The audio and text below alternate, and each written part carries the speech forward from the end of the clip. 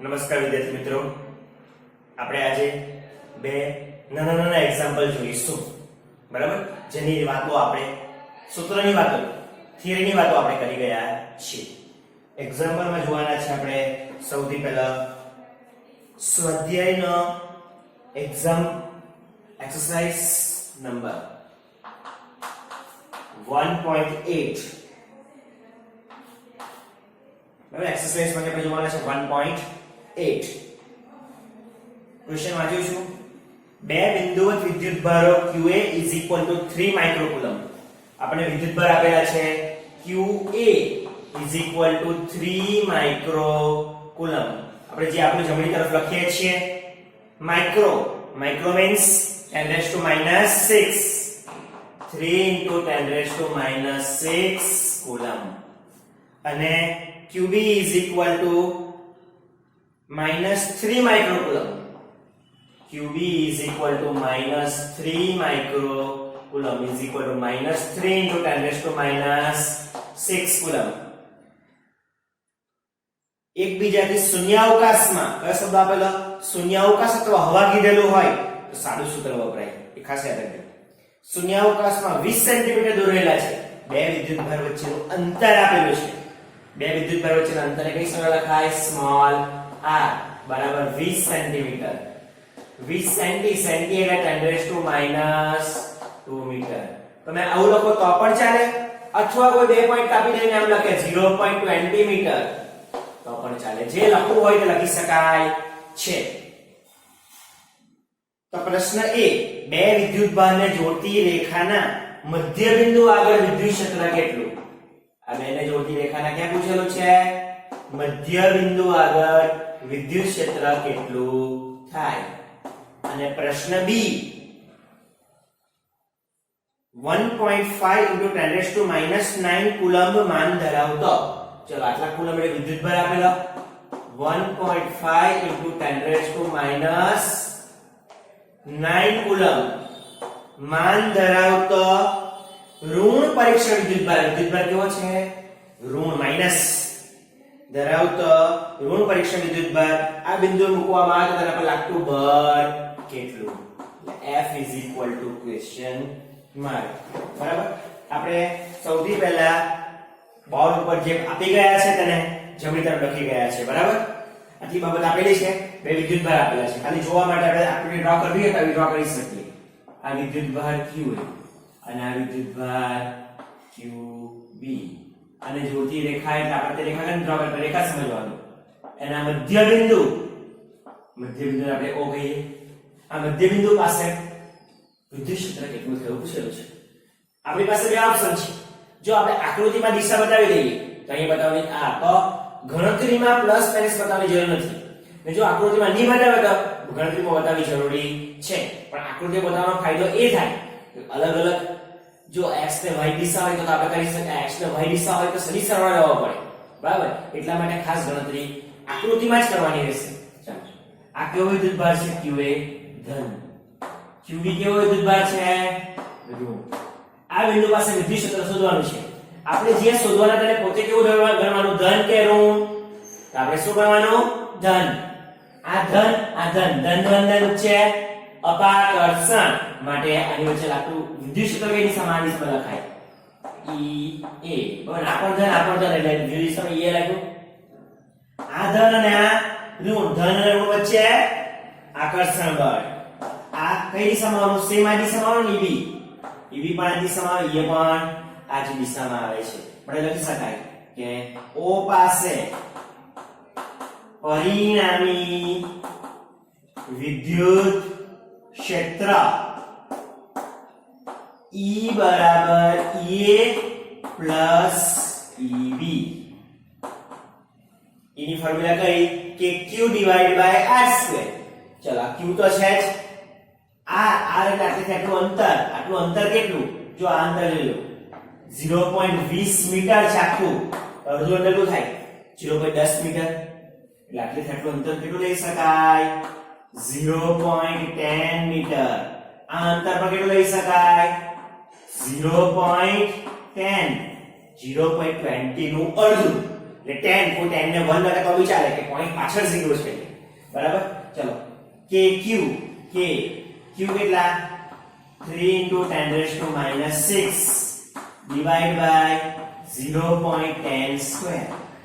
kq divided by r square plus q કેટલા 3 into 10 raised to minus 6 divided by 0.10 square. કોઈ મને પ્રશ્ન પૂછે એટલે માઈનસ છે પેલામાં તો qb તો મને પ્લસ લઈ ગયું છે કેમ દિશા આપણે ક્યાં બતાવી છે આકૃતિમાં બતાવી દીધી છે બરાબર. હવે આ બંને સમાન જ છે 2 into લખી શકાય 2 into ચાલો k કેટલા 9 into 10 raised to 9 into 3 into 10 raised to minus 6 divide by આનો સ્ક્વેર એટલે 0.1 10 raised to minus 1 સ્ક્વેર એટલે 10 raised to minus 2 થાય. આ બરાબર છે જો શું લખેલું છે તે બરાબર. અહીંયા ફક્ત ગણતરી બતાવું છું એટલે કીધું આ બે સમાન છે 1 plus 1 2 થાય એટલે 2 into એક જ જવાબ લખી દીધો છે. અહીંયા આપણે જોઈશું તો 9 દુ 18 તારીખ 54 into 10 raised to minus 2 ઉપર plus 2 9 plus 2 11 11 માંથી 6 છે કેટલા 5 એકમાં ન્યૂટન પર કુલમ. આપણને આન્સર મળે એટલો મોટે ભાગે આન્સર 1 પોઈન્ટ આપણે લખ્યો કેટલા થાય 5.4 into 10 raised to પોઈન્ટ કઈ બાજુ કાપ્યો ડાબી એટલે પ્લસ કરવાના 10 raised to 6 ન્યૂટન પર કુલમ. આ પરિણામી વિદ્યુત ક્ષેત્ર આપણને મળી જાય છે. કઈ દિશામાં લખવાનું કઈ દિશામાં આ દિશા O થી B તરફ અથવા A થી B તરફ A થી B તરફની દિશામાં દિશા બતાવી દેવાની બરાબર. તો આપણો માર્ક કપાઈ શકે નહીં. હવે બીજો પ્રશ્ન પૂછેલો છે કે જો આ પરીક્ષા વિદ્યુતભાર મૂકવામાં તો પરિણામી બળ કેટલું. તો પ્રશ્ન બી માટે લખો પરીક્ષણ વિદ્યુતભાર પર લાગતું બળ F is equal to જો હવે બે રીતે ગણતરી કરી શકાય. બે વિદ્યુતભાર છે આપણે એ વિચારતા કે આ ધન છે અહીંયા મૂકવાનો કયો હવે ઋણ ધન ઋણ વચ્ચે કયું લાગે આકર્ષણ લાગે આ દિશામાં બરાબર. એક બળ પછી બીજું પેલાનું બળ આ બેનો સરવાળો કરી શકીએ પણ એટલું બધું કરવાની જરૂર નહીં મળે કેમ કેમ કે આપણે આગળ ગણતરી કરી તે કામની છે. આમાં શું આવી ગયું ઈ આવી ગયું F નું નાના સૂત્ર કયું જે આપણું મોટા મોટું સૂત્ર આપણે બોલીએ છીએ કે q1 q2 divide by r square. પણ અહીંયા મૂકીશું તો એક ગણતરી આની પણ કરવી પડશે બીજી આની પણ કરવી પડશે પછી બેનો સરવાળો લેવો પડશે સદી સરવાળો તરીકે લેવો પડશે બરાબર. જ્યારે અહીંયા આપણે સીધું લખી શકીએ F is equal to QE બળનું નાનાનું સૂત્ર F is equal to QE q ની કિંમત કેટલી -1.5 into 10 raised to minus 9 e ની કિંમત છે 5.4 into 10 raised to 6 આનો જવાબ આવે છે માઈનસ બરાબર. આનો જવાબ હું જોઈ લઉં છું. આનો જવાબ આવે છે -8.1 into 10 raised to minus 3 Newton. 8.1 into 10 raised to minus Newton. આ માઈનસ આવી ગયો છે ખરેખર કઈ દિશામાં લાગ્યો જોજો e ની માઈનસ આવ્યો કે નહીં એની વિરુદ્ધ દિશામાં એની વિરુદ્ધ દિશા કઈ b થી a તરફ એટલે b થી a તરફ નહીં o થી a તરફ લાગે છે. કેમ o થી લઈ ગયો કારણ કે પરીક્ષણ ત્યાં o પાસે મૂકેલો છે એટલે બરાબર. પેલું તો ખરેખર બિંદુ જ આપણે વાત કરતા હતા. આ રીતે આપણે આ એક્ઝામ્પલ કરી શકીએ છીએ. સમજવાની ટ્રાય કરો એકદમ સિમ્પલ એક્ઝામ્પલ છે બરાબર.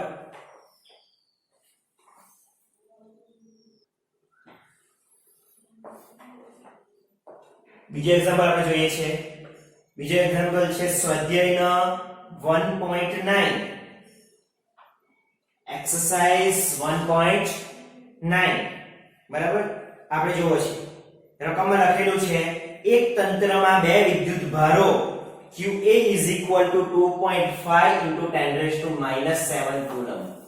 બે વિદ્યુત ભાર આપેલા છે QA is equal to 2.5 into 10 raised to minus 7 coulomb અને QB is equal to minus 2.5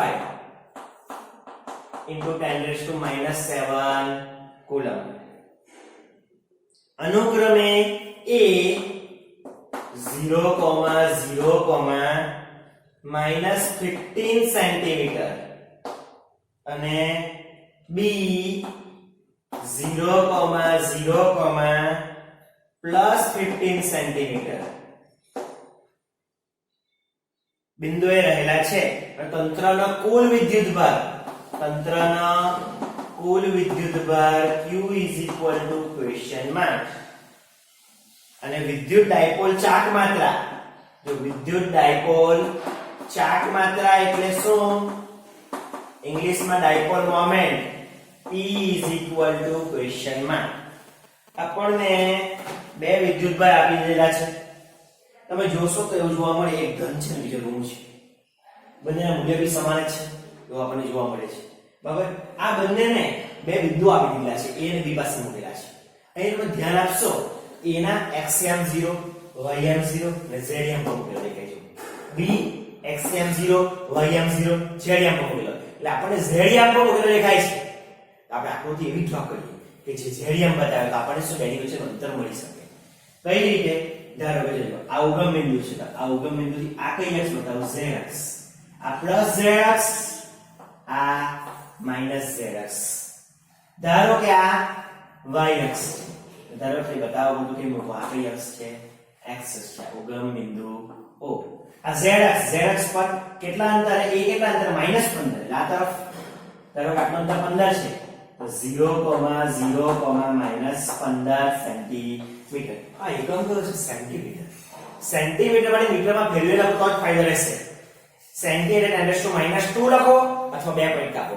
આપણે 2 પોઈન્ટ કાપી લે તો -0.15. બરાબર, એટલે અહીં લખાશું 0,0,-0.15 અને અહીંયા આ બાજુ 15 સેન્ટીમીટર અંતર લખા 0,0,-0.15. આ A અને આ B. આ A પાસે કોણ મૂકેલો? QA અને B પાસે કોણ મૂકેલો છે? QB. બરાબર, બે આકૃતિમાં આટલું ડ્રો કર્યું છે. આપણે zm આપી મેઈન અક્ષ તરીકે દર્શાવેલા છે.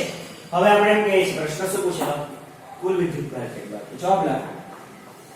તંત્રનો કુલ વિદ્યુતભાર Q QA QB.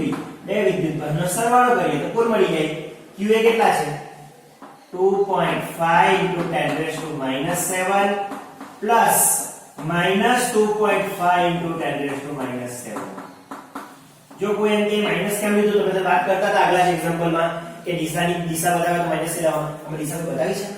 દિશા કેમ બતાવી છે? આપણે ખાલી વિદ્યુતભાર મૂકેલા છે અને વિદ્યુતભાર જ છે એ મૂકેલા છે. કોઈ વિદ્યુતભાર કેટલો? તો બંને સમાન જ છે. જવાબ કેટલો આવી જાય? 0. એટલે તંત્રનું પરિણામ વિદ્યુતભાર કેટલો આવી જાય છે? હવે છે આ બે વિદ્યુતભાર વચ્ચેનું અંતર કેટલું? તો આ અંતર કેટલું છે? -0.15. અને આ અંતર છે 0.15. તો આ કુલ અંતર કેટલું છે? આથી આટલા અંતર આપણે શું બોલી શકીએ? twice a. twice a કેમ? ડાયપોલ હોય તો ડાયપોલના બે બિંદુ વચ્ચેનું અંતર twice a બોલીએ છીએ. twice a બરાબર જો આ 0.15 આ 0.15, આ બંનેનો સરવાળો કરીએ તો 0.30 થાય. કેટલા થાય? 0.30 થાય છે. કોઈ પૂછે માઈનસ છે ભાઈ, પ્લસ માઈનસ ઉડી જાય, એવું નહીં. અંતર જોવાના છે તો અંતર કોઈ ઋણ નહીં આવે. આપણે ખાલી બેનો સરવાળો કરો તો 0.30 મીટર એવું કહી શકાય. ચલો લખી શકાય કે હવે ડાયપોલ મોમેન્ટ, ડાયપોલ ચાક માત્રા P twice a into Q. twice a કેટલા? twice a છે અંતર 0.30 into Q. Q કેટલા? 2.5 into 10⁻⁷. 2.5 into 10⁻⁷. બરાબર, અહીં આપણે 0.30 માં 0 ની કોઈ વેલ્યુ નહીં લે. આપણે આ બે ગુણાકાર કરીએ, આ બે બધું ગુણાકાર કરીએ તો આપણે આન્સર મળે છે 7.5 into 10⁻⁸. જો આ બેનો ગુણાકાર કરીએ તો આપણને આન્સર મળશે કેટલા? 0.75 into 10⁻⁷ મળશે. આ બેનો ગુણાકાર કરીએ બરાબર. હવે એક પોઈન્ટ કાપી દઈએ તો 7.5. પોઈન્ટ કઈ બાજુ કાપે? ડાબી કે જમણી? જમણી એટલે 10⁻8 એકમ ખાસ શું? p નો એકમ આવે છે આજે લખેલું શું લખેલું છે કુલમ ઇન્ટુ મીટર શું લખેલું છે કુલમ ઇન્ટુ મીટર સેન્ટીમીટર થી c મોટો લખેલો દેખાય છે જોજો બરાબર આ રીતે આપણે એક્ઝામ્પલ આપણે કરી શકીએ છીએ બરાબર આ જોઈ લેવાનું રહેશે